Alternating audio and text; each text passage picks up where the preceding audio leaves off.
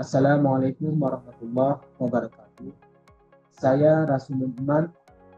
Berikut merupakan video sumber belajar yang merupakan bagian dari tugas PKDP 2026. Saya akan menjelaskan tentang besaran dan pengukuran. Nah, di sini bisa kita lihat ada sebuah gambar, yaitu piramida, di mana piramida ini ketinggiannya adalah 146 meter. Jadi bagaimana bangsa Mesir dulu saat membangun piramida yang mana belum mengenal satuan. Terus mereka mengukurnya menggunakan apa? Coba perhatikan seperti gambar berikut, ya, gambar dengan kita ya. Dari siku sampai ke ujung jari. Ini dinamakan dengan cubit. Dibaca cubit. Ingat, jarak dari siku ke ujung jari disebut cubit. 4.000 tahun yang lalu, cubit ini merupakan satuan panjang. Kok bisa ya? Di piramida ini dibangun dengan satuan cubit. Padahal satu cubit setiap orang itu berbeda-beda. Antara anak muda, atau orang dewasa, atau anak-anak pasti berbeda. Jadi cubit ini tidak akbar, kalau digunakan sebagai satuan panjang. Nah, di Indonesia cubit ini sama dengan hasta. Kita kasih penanganannya. Atau satuan jengkal. Jengkal itu dari ujung jempol sampai ke ujung kelingking.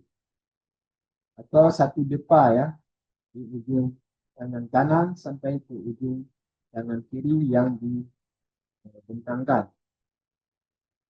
Abad ke-12, Inggris juga satu year ya, itu dari hidung sampai dengan sebelah tangan ujung jari.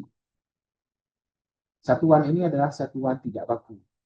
Satuan yang digunakan khusus di daerah-daerah tertentu dan menghasilkan nilai ukuran yang berbeda antara satu orang dengan yang lainnya. Nah, hubungan antar negara, kan adanya hubungan antar negara, makanya ada berkembang ya, baik itu peradaban ataupun kebudayaan. Kemudian saling bertukar informasi, teknologi, jasa, dan perdagangan. Disinilah kita membutuhkan keseragaman satuan. Disebut dengan satuan baku ya. Satuan yang ditetapkan sebagai satuan pengukuran secara ilmiah berdasarkan suatu standar dan menggunakan alat ukur yang seragam sehingga menghasilkan hasil yang sama meski pengukuran dilakukan lagi. Jadi ada namanya satuan internasional atau disingkat dengan SI. Ya. Jadi standar satuan internasional adalah standar mengenai sistem satuan pengukuran yang diakui secara internasional. Sejak revolusi Prancis pada tahun 1789. Satuan internasional memiliki beberapa syarat. Pertama, tidak mengalami perubahan oleh pengaruh apapun. Berlaku di semua tempat dan setiap saat. Kemudian, ya, besaran fisika. Jadi besaran fisika adalah sesuatu yang bisa diukur dan dinyatakan dengan angka yang disebut dengan besaran fisika. Besaran fisika yang pertama ada besaran pokok.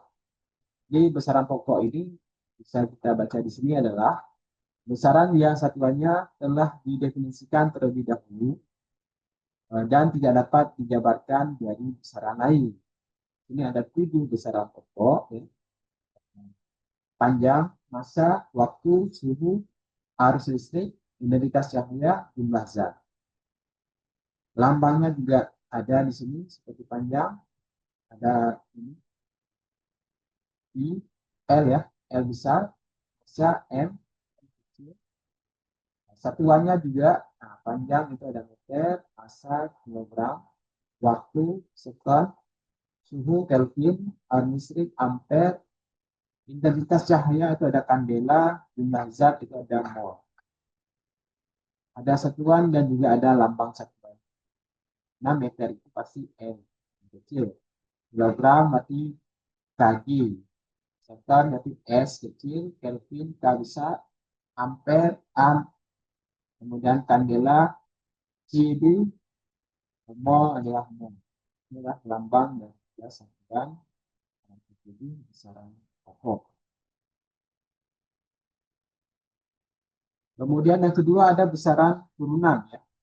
Ini besaran turunan ini adalah besaran yang satuannya berasal dari kombinasi besaran-besaran pokok. Ya, jadi ada banyak besaran turunan. Di sini ada 10 yang bisa dikatakan. Kemudian besaran lambangnya juga ada rumusnya dan juga ada satuan. Misalnya ini ada luas ya. Luas, berarti lambang besaran turunan adalah A besar. Namanya luas pasti panjang kali lebar. Panjang kali lebar ini adalah rumusnya. Satuannya meter pangkat 2 atau meter kuadrat. Apa meter kuadrat? Karena panjang ini satuannya meter, lebar juga meter, jadinya meter kali meter, jadi meter. Begitu juga dengan volume, massa jenis, kecepatan, percepatan, gaya, sampai dengan di sini eh, bisa kita lihat ya, lambang besarannya dan rumusnya dan juga satuannya sudah saya buat secara detail. Nah, kemudian ada namanya pengukuran ya. Jadi pengukuran ini adalah bagian dari keterampilan proses sains yang merupakan pengumpulan informasi baik secara kuantitatif maupun kualitatif. Jadi pengukurannya juga dia ada kuantitatif, ada kualitatif. Kita lihat yang ini contohnya. Mengukur dengan meteran, besar, maka akan diperoleh besarnya panjang balok, istilah balok kuning dan balok merah. Ini disebut dengan kuantitatif. Kemudian jika didekatkan, maka hasil yang diperoleh mungkin balok yang satu lebih panjang dari balok yang lain. Ini disebut dengan kuantitatif. Jadi pengukuran itu informasinya itu ada secara kuantitatif maupun ya kualitatif. Tentunya seperti ini. Kemudian ada pengukuran langsung. Pengukuran langsung ini bisa kita lihat pengukuran suatu besaran yang tidak tergantung pada pengukuran besaran-besaran lain. Contohnya seperti apa? Contohnya mengukur panjang tongkat dengan besar atau dengan ukuran. Ya. Mengukur waktu dengan stopwatch, ya, atau dengan stop clock, atau dengan jam, atau dengan apa saja. Membandingkan besaran tersebut secara langsung dengan besaran akibat. Ini disebut dengan pengukuran langsung. Kemudian ada juga pengukuran tidak langsung. Pengukuran tidak langsung, pengukuran dengan menggunakan perbandingan antara dua benda untuk menemukan ukuran yang belum diketahui seperti panjang atau jarak pada benda yang diukur. Contohnya apa? Nyali, mengukur pohon dengan melilit tali. Kemudian tali tersebut diukur dengan meteran. Yang kedua, mengukur volume benda secara tidak langsung dengan mengukur volume air yang dipindahkan. Ketika benda tersebut dimasukkan ke dalam air, berdasarkan hukum Archimedes, volume air yang dipindahkan akan sama dengan volume benda yang dimasukkan ke air. Kemudian kita lanjut dengan pengukuran panjang. Ya. Ini pengukuran panjang merupakan atau kita panjang dulu ya, panjang panjang itu merupakan salah satu besaran pokok yang dapat diukur menggunakan mistar ya, Paul ya, Heran, jangka sorong, atau mikrometerskop. Mistar ya, mistar itu biasa disebut dengan penggaris. Memiliki skala terkecil itu 1 mm. Sehingga ketelitian mistar itu 0,5 mm atau 0,05 cm. Ini adalah ketelitian daripada mistar atau penggaris. Apa itu ketelitian? Jadi ketelitian itu adalah batas kemampuan sebuah alat ukur dalam mengukur. Di setiap alat ukur itu pasti ada batas kemampuannya, ya, yaitu ketelitiannya. Beda alat ukur, beda ketelitiannya. Contoh, nah ini ada sebuah pulpen, ya. Kemudian di bawahnya ada penggaris. Bisa kita lihat di sini. Berapa panjang pulpen ini? Jadi panjang pulpen ini kita cari nilai sama dengan nilai pada skala akhir ini ya, 3,1 dikurang dengan nilai pada skala awal, itu 0,3. Di skala awal, skala akhir. Jadi skala akhir yaitu 3,1 cm dikurang 0,3 cm. Kita dapatnya 2,8 cm. Jadi panjang pulpen ini adalah 2,8 cm.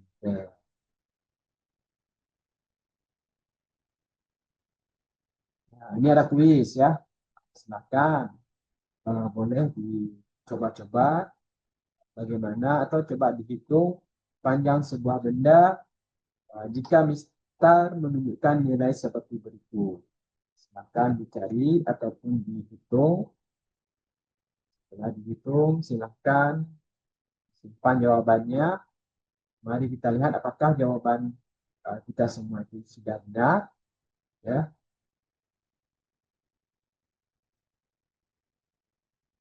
Nah, kita lihat di sini. Ya. Jadi tadi ini adalah skala akhir dan skala awal ya. Skala akhir dikurang skala awal. Kita lihat di sini 4,9 dikurang 1,2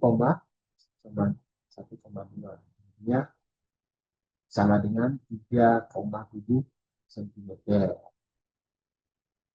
Atau mau berubah ke milimeter, 49 mm, 12 mm sama dengan 37 mm.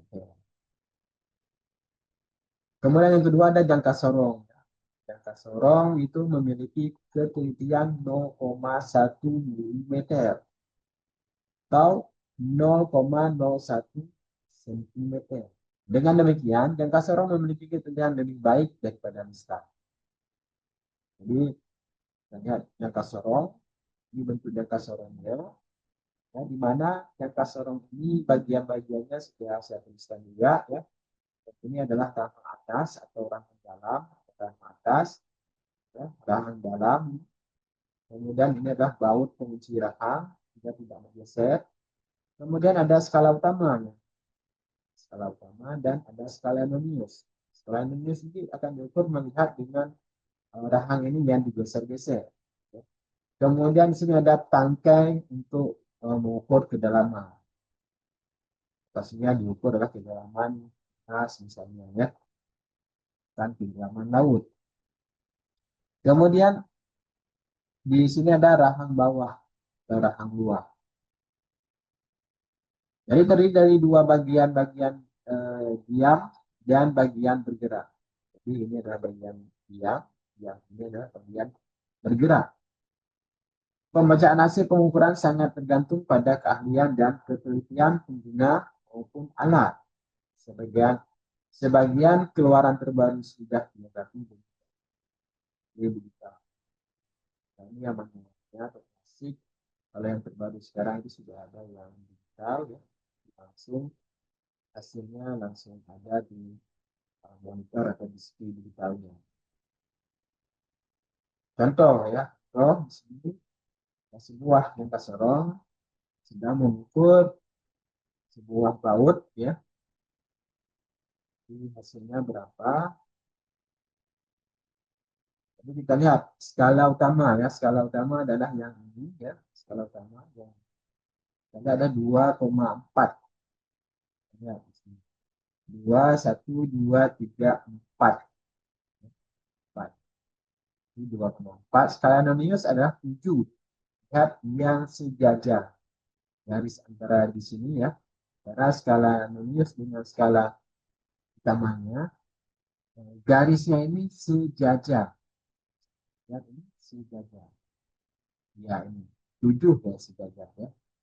Jadi ya, skala noniusnya adalah 7. Jadi 7 itu dikalikan dengan ketelitian tadi. Jadi ketelitiannya adalah 0,01. 0,01 ini adalah ketelitian daripada jangka sorong. Ini 0,07 cm. Hasil pembacaan alat sama dengan skala utama ditambah sinus ya. Ini dapatnya 2,47 cm. Oke, kita lanjutkan lagi. Ini ada kuis. Boleh, silahkan. Ini masih jangka sorong ya. Hitunglah hasil penilaian sebuah benda jika jangka sorong menunjukkan nilai seperti berikut. Kita lihat, ini adalah skala utamanya. Lihat skala minusnya. Skala yang kedua. Silahkan coba. Adik-adik bisa coba-coba menghitung. Kita lihat jawabannya ya. Nah, jadi skala utamanya adalah 9. Kita lihat ini. 9. Garis ini 9. Kemudian 9 cm ya. Skala minusnya adalah 3. Kita lihat garis yang sejajar. Berarti ini 0 ya. 1, 2, 3. Ya, 9. Yang lainnya ini tidak sejajar. Ada garis yang sejajar berarti itu adalah skala minus atau hasil daripada skala minus. Jadi tinggal ditambahkan saja. Ini jangan lupa ditambahkan dengan ketinggian. Hasil pembacaan alat sama dengan skala utama ditambah skala minus. Jadi 9 ditambah 0,03 cm sama dengan 9,03 cm. Di hitungan atau hasil pengukurannya adalah 9,03 cm. Nah, sekarang kita lihat yang ketiga, ada mikrometeskop. Mikro pasti kecil ya. Jadi mikrometeskop ini memiliki keterangan lebih baik daripada dua alat sebelumnya. Jadi mikrometeskop itu lebih baik ya daripada jangka sorong dan juga mistar. Yaitu ketelitiannya itu adalah 0,01 mm. Kan ya.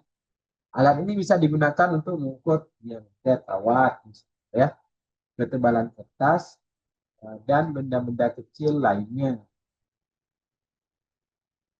Ini adalah bentuk atau contoh daripada mikrometeskop. Nah, di sini ada rahang tetap, rahang yang bergeser, kemudian ada mur. Mur ini adalah pengunci ya, kunci agar bisa tidak bergeser atau tidak bergerak lagi. Kemudian ada skala utamanya, yang di sini adalah skala noniusnya yang bisa dikatakan. Ya. Ini adalah selubung dua. Contoh ini, lihat tampak samping. Contohnya, ini adalah hasil pengukurannya ya. Skala utamanya adalah 3,5 mm. 1, 2, 3,5. 3,5 mm. Skala noniusnya lihat di samping. Tidak sama, dilihat yang sejajar. Ya, yang sejajar dengan skala utama. Ini ada 10, 11, 12. 12 jangan lupa dikalikan dengan ketelitiannya 0,01. Ya, 0,12 mm. Hasil pengukurannya juga sama. Skala utama ditambah dengan skala nominal. Jadi 3,5 ditambah dengan 0,12. Hasil pengukurannya adalah 3,4. Ini ada kuis ya, silakan jadi dikerjakan.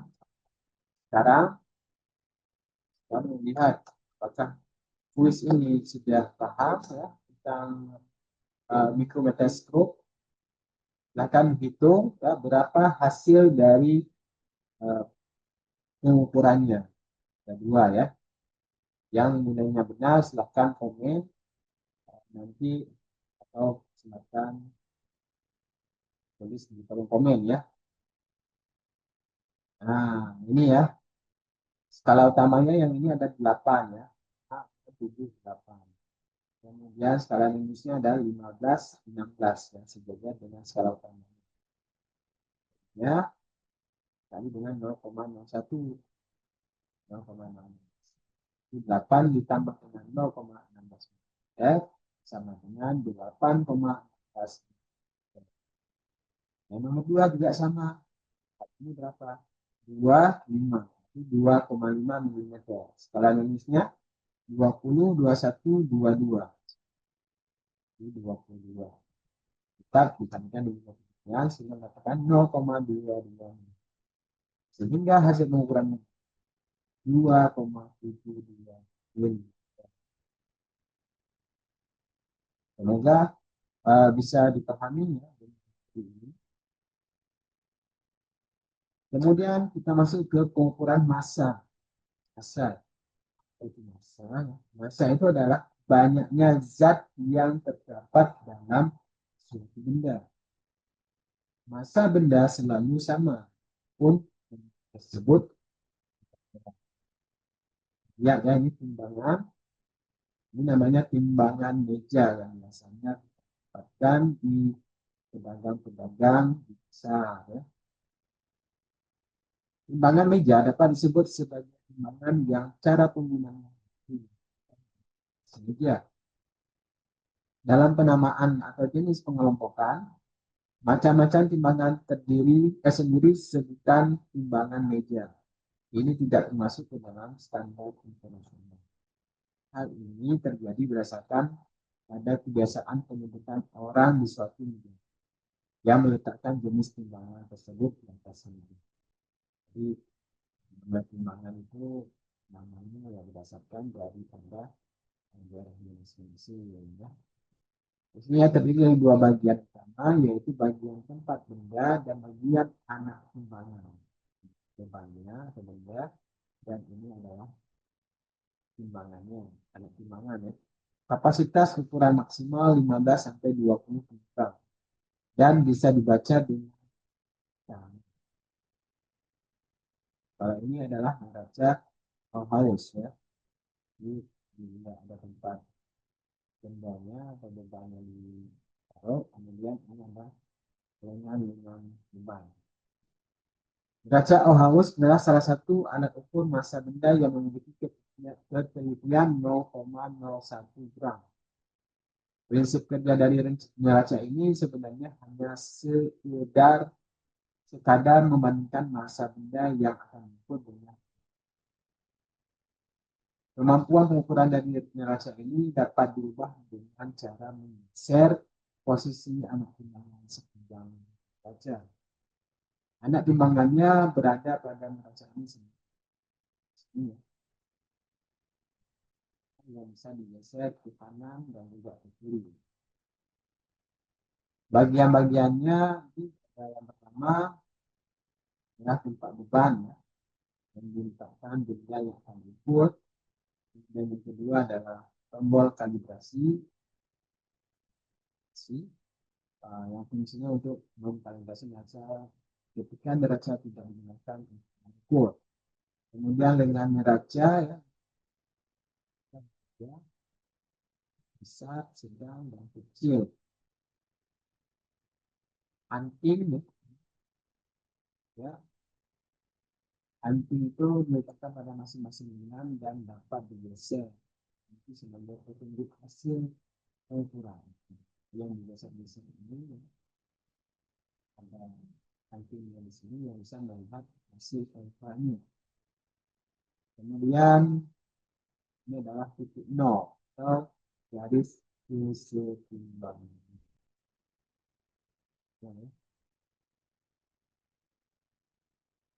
Kemudian neraca itu juga ada neraca digital ya, harganya sudah masuk, bisa dikalkulasikan neraca digital ini. Neraca digital adalah alat ukur besaran massa yang dilengkapi layar mata sehingga dapat menampilkan massa benda secara otomatis. Jenis neraca ini bekerja secara elektronis dengan tenaga listrik. Umumnya timbangan ini menggunakan arus lemah dan indikatornya berupa angka-angka pada layar pancaran. Neraca digital merupakan alat ukur massa yang memiliki tingkat ketelitian paling baik dengan neraca sebelumnya. Tingkat ketelitiannya itu sampai 0,01 gram. Sampai 0,001 gram. Dia lebih teliti lagi kan dengan neraca sebelumnya. Kemudian pengukuran waktu ya. Sudah panjang. Sekarang pengukuran waktu. Waktu adalah salah satu dari 7 besaran pokok. Dan satuan dalam sistem internasional adalah sekon. Waktu dapat diukur berdasarkan gerakan yang berulang-ulang. Misalnya pengukuran air atau ayunan bandul. Seperti dalam ini, bandul. Jadi alatnya adalah stopwatch. Ya. Stopwatch adalah suatu alat ukur yang digunakan untuk mengukur waktu yang dibutuhkan dalam melakukan kegiatan yang memiliki ketelitian sampai tingkat detik. Ini contohnya stopwatch ya. Atau analog. Jenis stopwatch manual yang menggunakan jarum. Jarumnya bertunjuk sebagai penunjuk hasil pengukuran. Jarum penunjuk tersebut seperti pada teknologi ya, jam dinding atau jam tangan yang sering kita gunakan di rumah. Kalau ini stopwatch-nya sudah digital. Ya. Jenis stopwatch yang menggunakan monitor atau layar sebagai penunjuk hasil pengukuran. Waktu hasil pengukuran dapat kita baca hingga 1 detik. Jadi 6 jam 11 menit 40 detik. Baik, terima kasih atas semuanya. Mungkin sampai di sini yang dapat saya jelaskan. Lebih kurang saya maaf. Saat ini, Assalamualaikum warahmatullahi wabarakatuh.